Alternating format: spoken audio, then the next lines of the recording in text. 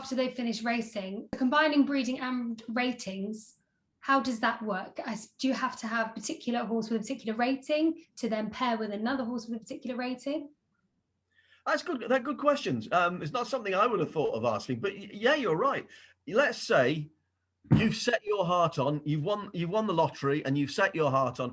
Oh, mum's got a mare that want to race over hurdles, but I want to send it to Galileo, and Coolmore will go, well, you can have a Galileo nomination for €300,000, Hannah, but I'm afraid you can't send that mare to it. We only take group winners to Galileo, or listed or better winners. So if you've got a really good stallion, the stallion owners, yes, they want your business, but they also want to protect their stallion. And they'd say, well, we don't want that moderate horse that you've got to be going to Galileo. Why don't you try this one? And that's the way it sort of works. Now, if you owned Enable, for example, and said, "Oh, I'd like it." This is a silly theory, but I'd like Enable to go to Galileo. They'd want Enable to go to Galileo so much. I say, "Oh, Hannah, that's so kind of you. I tell you what, you can. This will be a 2-year contract. You can have year 1, and we'll have year 2. So you can have the progeny of year 1, and we'll have the progeny of year 2. That's called foal sharing." So quite a lot of studs operate in loosely like that. So, for example, say you've got your 2 horses, and you want your mare to go off to this really good stallion. The mare's retired. They're not as great as they could be. However, further up the line, they had really good breeding and potential. Can this still be a possibility? Because they might think this mare wasn't great. However, going up the ladder, let's say, they have potential that might trickle through.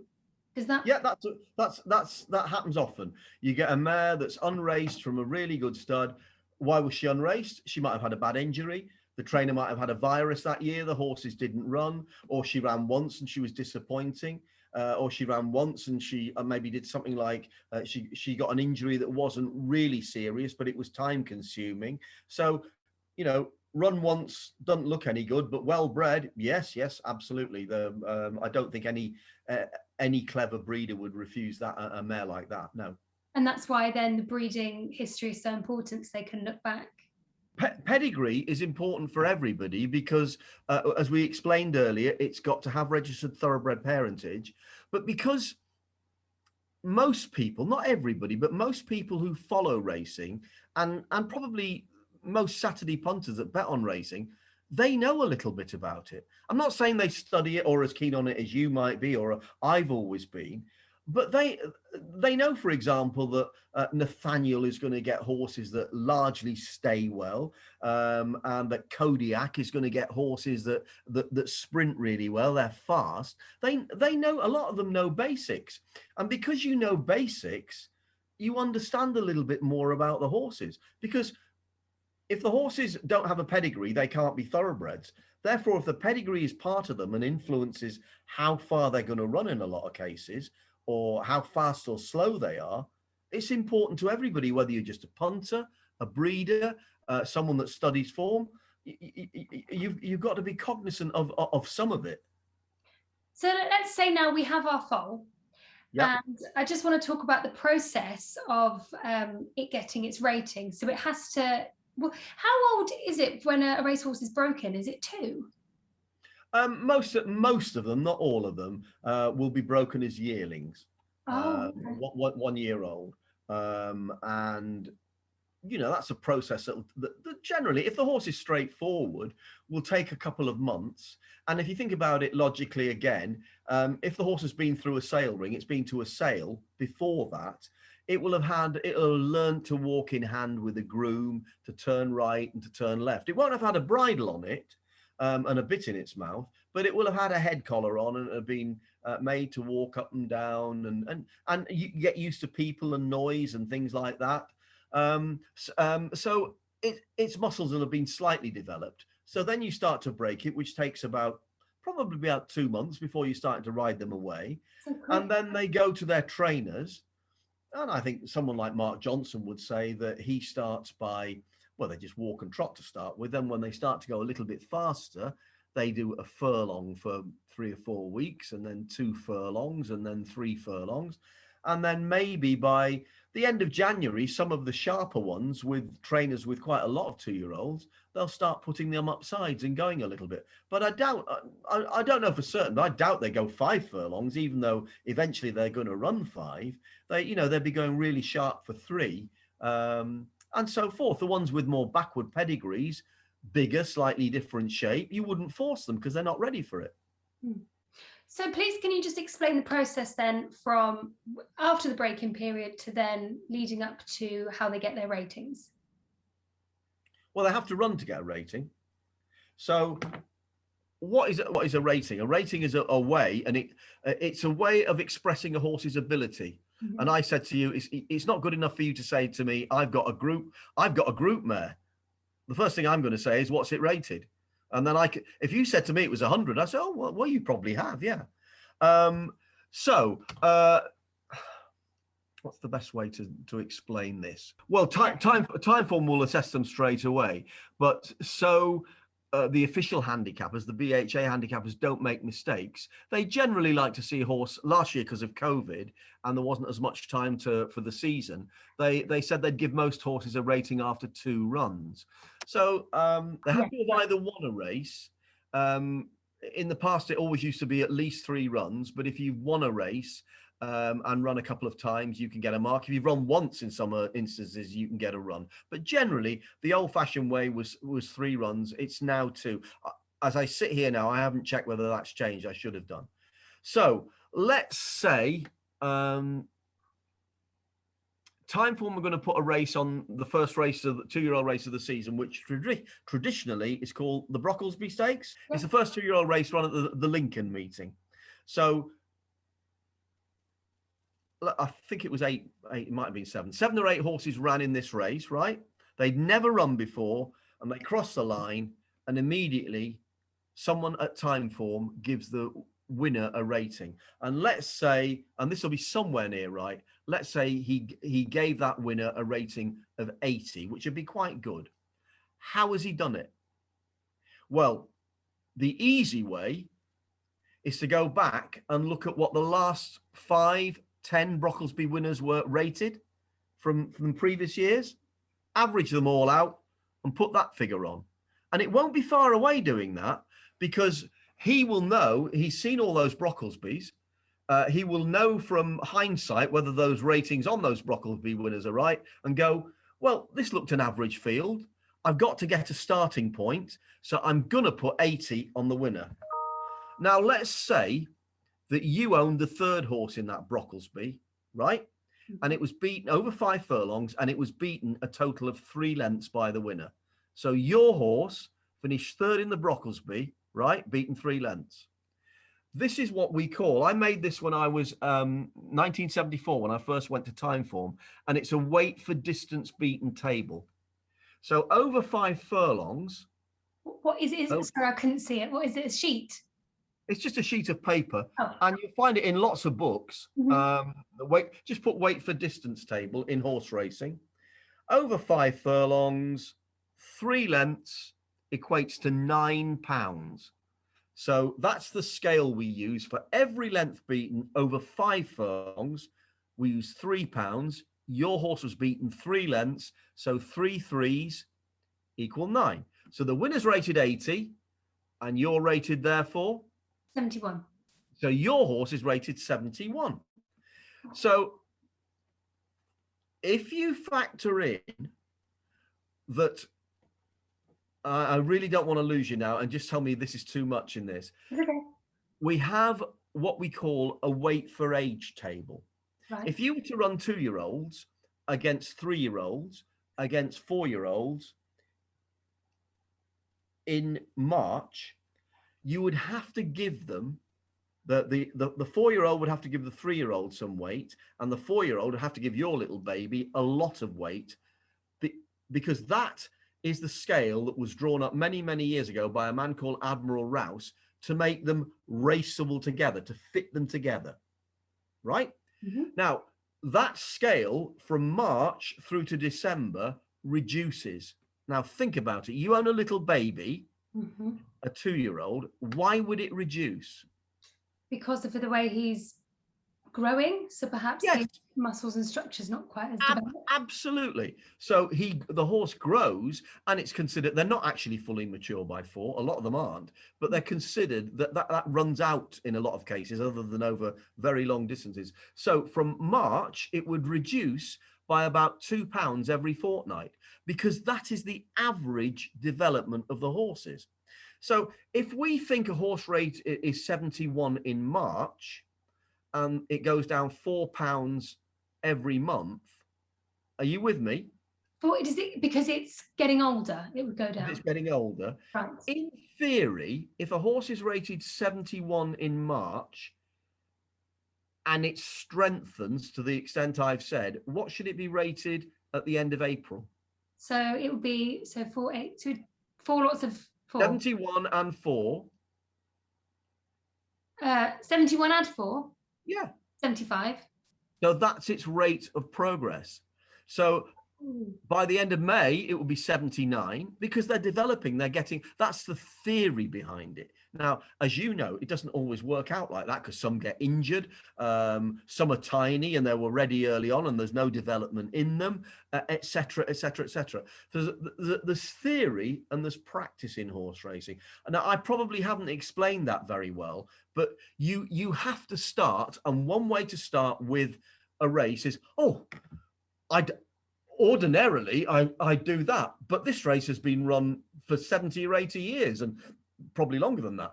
But I know I can look at the last 10, and they were all average fields, and that winner was rated 80. So I'm going to stick 80 on the Brocklesby and start from there and see how we go. And that literally, in some shape or form, is how you start.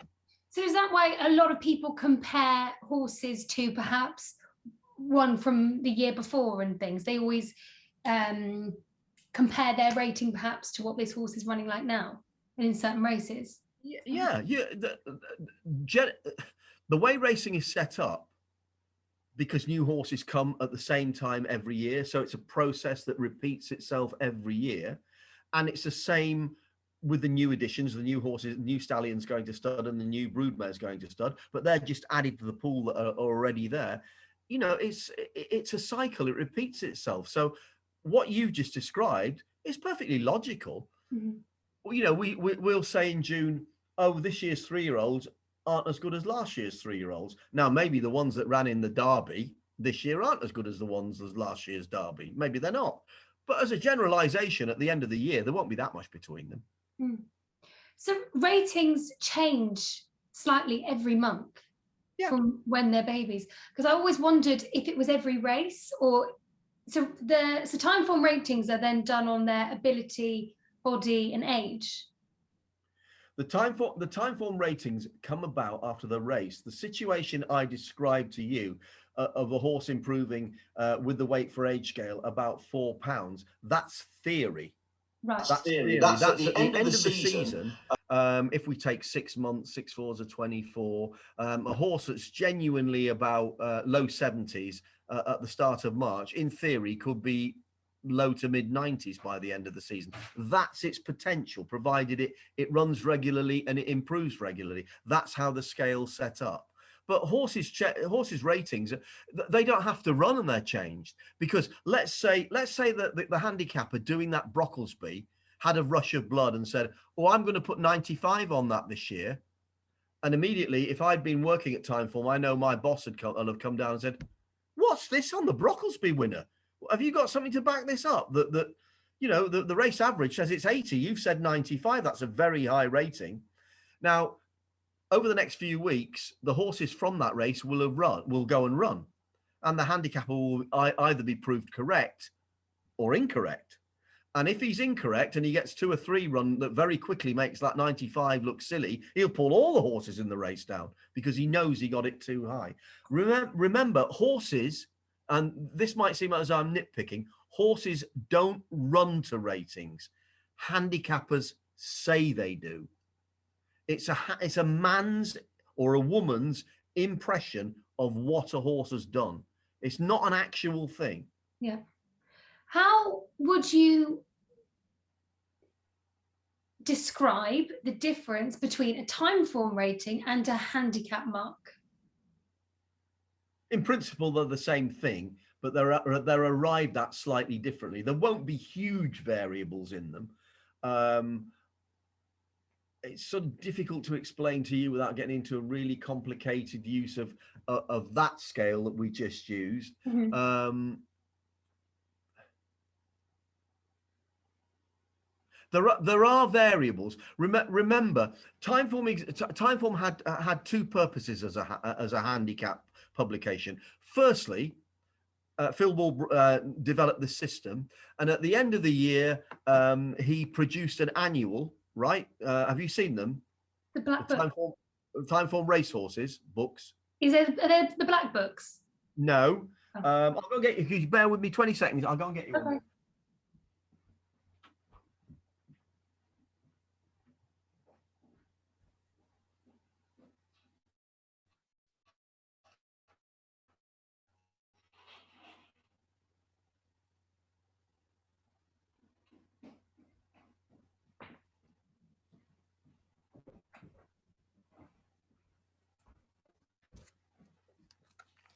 You see how thick that is?